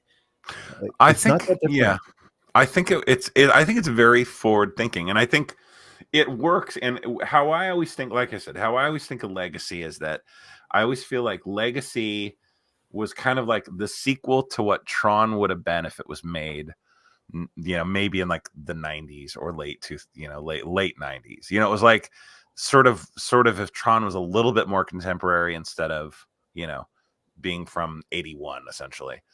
So It's that's kind also of how I look at it. it's funny going into Legacy. Kevin Flynn is like the Obi-Wan Kenobi character. He's the old wise man lost in the desert, heavy gravitas, wisdom. That's nothing like Kevin Flynn in this movie. There's like, where did they get that? I guess he's just like that in Legacy because he's been out there for so long and he's been reading philosophy books for thousands of years, grid time. But like the characters are night and day between the two movies. They just happen to share the, you know, the same actor playing them, Jeff Bridges, but it's not like any of this Kevin Flynn ends up really in Tron Legacy. Not so much. Yeah, I think he's a lot more kind of zen and kind of And dude, philosophical, and yeah, he's a lot more dude than the Big Lebowski dude. Far out, man. yeah.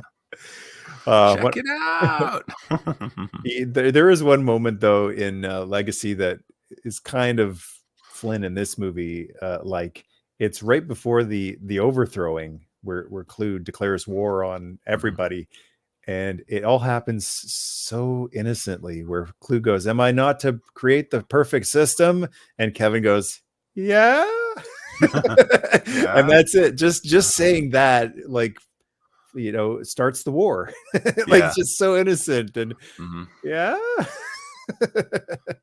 Well, you know what, it almost makes and he, you know, in the end of Legacy, Flynn, you know, Kevin Flynn has that moment where he apologizes to Clue, and you can see actually, and I think there's great motivation there with Clue. And he's almost a sympathetic character, even though he's cruel and destructive, because he was doing what Flynn told him to do. You know, he was, you know, it was just how he interpreted that. So the whole thing where he interpreted ISOs to be something imperfect in an otherwise perfect system. And obviously he's going to go with his programming and say, this is what I'm supposed to do. This is what, you know, so to be, you know, for all intents and purposes, he was denied by his creator and, you know, felt betrayed and, you know, otherwise cast aside. So I thought it was a very profound thing that it didn't necessarily paint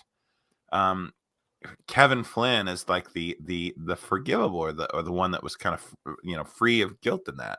I thought it was an interesting way to take that, but you know, ultimately, you know, he's a bad guy, but and he got what he deserved or whatever. But it was an interesting way that they made him kind of sympathetic. I think if you're to compare it, like Sark, he wasn't like that. He was a very one-dimensional bad guy. Right. He was just he was more or less Master Control's henchman, you know, even monotonous. Like he's a monotone, even just to get the point across how one-dimensional he is. Yeah. Clue had bad programming. And I mean, one way they could have went with it was as soon as Kevin went, no, like with what Clue was attacking Tron. And as soon as Kevin goes, no, that could signify, I'm talking like from the scriptwriter's standpoint, that could be Clue going, oh, but my programmer has made a mistake. He's made an error. I have new programming now. Okay, I won't do what I was about to do because the creator said, no, that's like, stop what you're doing. I've given you bad data. But for the purpose of the movie, I'm going to stick with your programming no matter what you say now. That's the problem. There's no way to reprogram him to delete the objectives and course correct. That was the problem with Clue.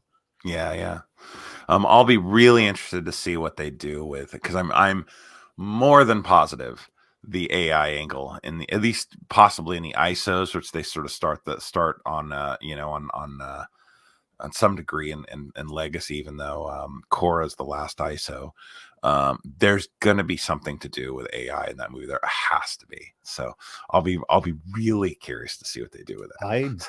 I doubt that Olivia Wilde is even going to be in this movie. I'm just checking her IMDb right now as we speak. I don't think no, that's not a surprise. She's not in the new Tron movie. So and they could just say some other ISO if they want to go the ISO route. But the fact that it doesn't seem like anybody. I don't think Jeff Bridges is associated with the new movie.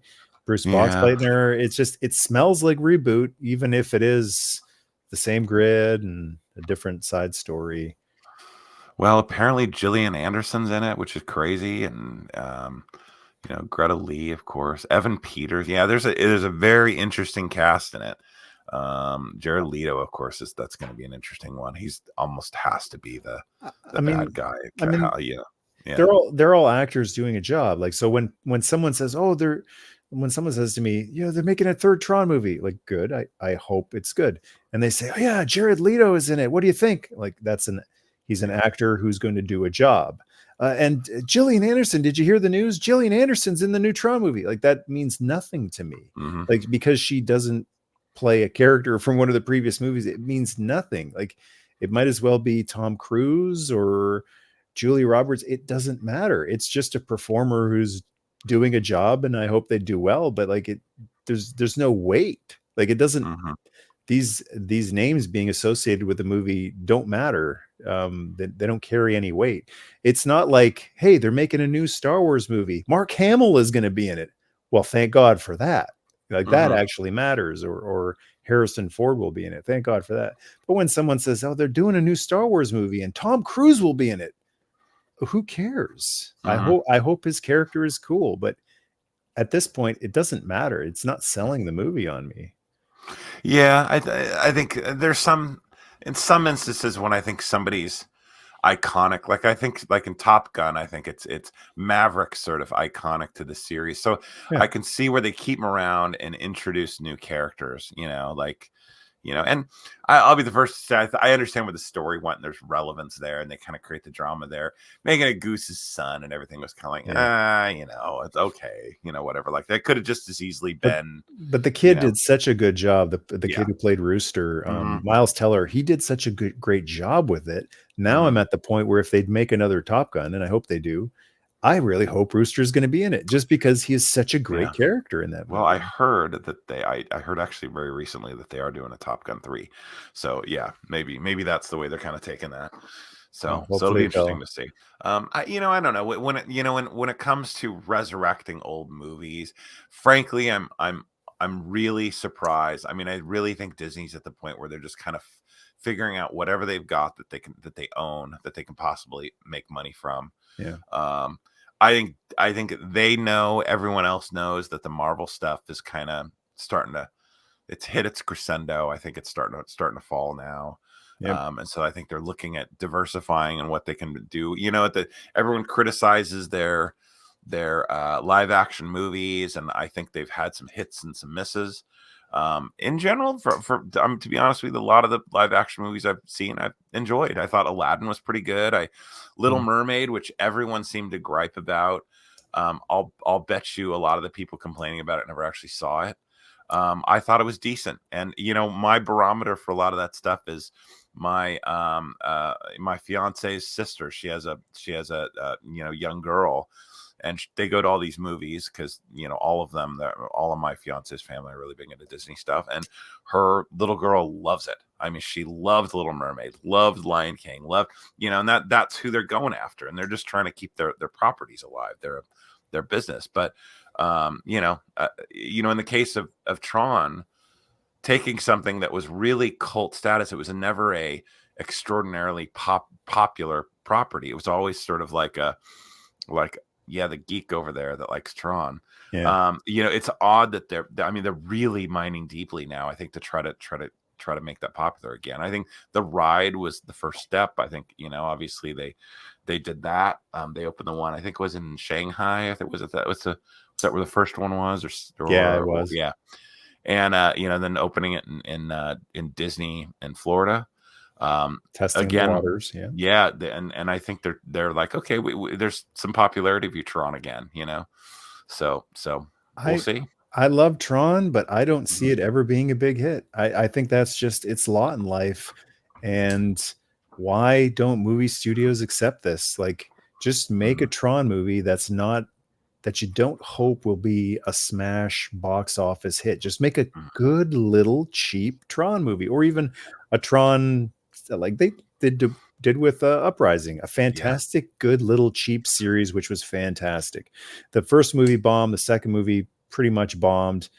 Why would you It make a was a third one hit like? internationally, apparently. It was a Oh, really big hit internationally. that's Yeah, good. yeah, That's good. yeah. But like, just why would you make a third one going, okay, third time's the charm? I just don't Mhm. see it happening. But that doesn't mean you Yeah. can't make a great movie. Just make a great story. Yeah, yeah. Well, and they're even in the point now where I'm sure if they really wanted to, they probably could have figured out a way to do a live action series or something like that. I mean, I think Oh animation yeah, actually served it pretty well. yeah. But yeah, I mean, more Tron's coming out. Cool, awesome. It doesn't diminish the original for me. So, I'll check it out. And if I don't like it, nobody's holding a gun to my head and forcing me to watch it. So if I don't like it, I'll just never watch it again. Call it a day. Exactly. And Yeah. I feel the same way about the new Tron Mhm. movie as I do about any new thing coming up. Like I hope it's good, but I smell a pattern of this concerted, contrived effort to tear down things Mhm. you love. I really Mhm. think it's intentional. It's not like, whoops, we did it again. Oops, I did it again. I Mhm. killed off your hero. I made him, a scumbag. So knowing that, like going into the new Ghostbusters movie, Mhm. I'm hopeful, but and I haven't heard this from anyone, but I Mhm. got this sneaking suspicion Venkman will die. You never Be- know. Yeah. because for the longest time he didn't want to be involved in a third movie. Mhm. And the condition was when they were going to do a third movie a long time ago, the condition was he wanted to die in it so that Mhm. his involvement would be minimal and a little bit of green screen work and just leave me alone. I'm out of this. Yeah, And yeah. I get the feeling that when they did Afterlife, out of respect for Harold Ramis, that was the tribute movie to Harold. So Mhm. out of respect to him, Bill couldn't really say, I want to die in this one. Well, no, we're doing this with Egon's character. We can't have Venkman die too. So out of respect to Harold, I think he just kind of hung in the background. But as much as I love Afterlife, I thought that's uncharacteristic of Bill Murray to just kind of be in the background and not really, Mhm. the lightning rod. And watching the new trailer, again, this is just a hunch. I see smiling, Mhm. happy Uncle Pete Venkman. And I'm thinking something's off here. This is not Dr. Peter Venkman, and this is not Bill. Something's off here. I'm getting this like, oh, this is going to be a nice, sweet movie, and the old Ghostbusters are going to be in it. I just got this sneaking suspicion that they're going to pull a Han Solo in Force Awakens. They're going to kill Venkman is going to sacrifice himself to save the day, but it'll be hollow like Force Awakens was with Han Solo. Mhm. I hope not. I really hope not. But if it happens, I guess I'll be saying I called it. That Yeah. We'll see. It kind of surprised me that all the original guys really, obviously with the yeah. exception of Harold Ramis, popped Well, up for the Afterlife. well, I think it was. Mhm. here's another aspect. When they were filming Afterlife, they didn't know if Murray was going to show up. They Mhm. said we invited him, we called him, he knows when we're shooting, but there was this whole schmoz about like, will he be there? And then Mhm. because you just can't schedule anything with the man, and he showed up, and okay, we filmed, but it was like this thing like, will it happen? Mhm. With Frozen Empire, there hasn't been a word about a problem with Bill Murray. It's Hmm. just been all hunky dory. And again, I Mhm. wonder why so smooth. Mhm. Could be. Yeah, yeah. Well, that like I said, that either way, Frozen Empire is sort of for me a pleasant surprise because I figured they'd do another one. They were kind of leading into it, but even seeing that any of the original characters were it's good. It's like, how old are they all now? They're all got in their 60s or 70s at least, right? Yeah. So it's it's if they kind of pass the baton, I think either way it's going to be better than that the Ghostbusters Answer the Call movie was. That was 2016. Yeah. yeah, that was generally what I would call an unfortunate movie. And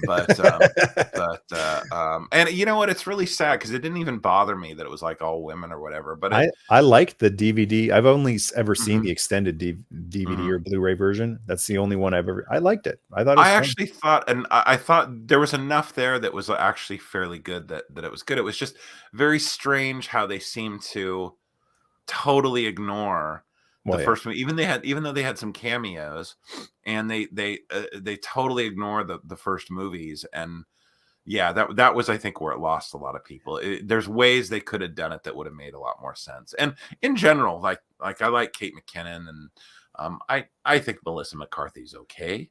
But generally the cast I thought was fairly strong, Kristen and Wiig. yeah, Kristen Wiig's she's really good and everything. I mean, I didn't mind that movie, but if Mhm. I had to choose between that movie and Afterlife, Yeah, Afterlife all day long. Like, yeah, that's what you should be doing with this franchise, doing something that makes you feel good, sure. that Yeah, makes you happy, that makes you a bigger Ghostbusters fan afterwards than you were going into it. yeah. Instead of like, oh, okay, so you've erased everything I love and you've taken another crack at it, and it's not as good as the first go around. Mhm. That's what 2016 is. And Yeah, it could have just as easily more or less been positioned as Ghostbusters 3 and right. building on the legacy of what they had instead of trying to um, you know, pretend it never existed. It's like, why is it even called Ghostbusters then? So But mhm. segueing back into Tron, we might have just described Ares. So time will tell if Yeah. Ares will be a reboot, and we'll be sitting, shortly after Ares going, why did you bother to take another crack at something we love, and you didn't even do it as well as the first, or first time for you, second time legacy for me. Well, I'll go out on a limb here, and I'll say that the fact that Jared Leto's character is named Ares, and Ares is the god of war, I'm Ooh, gonna say that's fairly significant. good sign. Yeah. So we'll All see. right. Yeah. We're hopeful, and we will be back with more Tron Legacy, I think, would be the next movie that we'll do. And I'd love to get to some Uprising down the road as well. That would be kind of fun. Be fun to do Legacy. Yeah. Yeah. Gotta definitely do Legacy. More Chuck Norris commentaries coming at you as well. Invasion USA is still on Tubi. Check that one out. Looking forward to getting to that one as well. Yeah. Thanks all you Tron fans out there for listening. Hope you enjoyed this one. Eric, thank you so much for joining me again. Thank you very much. And until next time, end of line, man. End of line.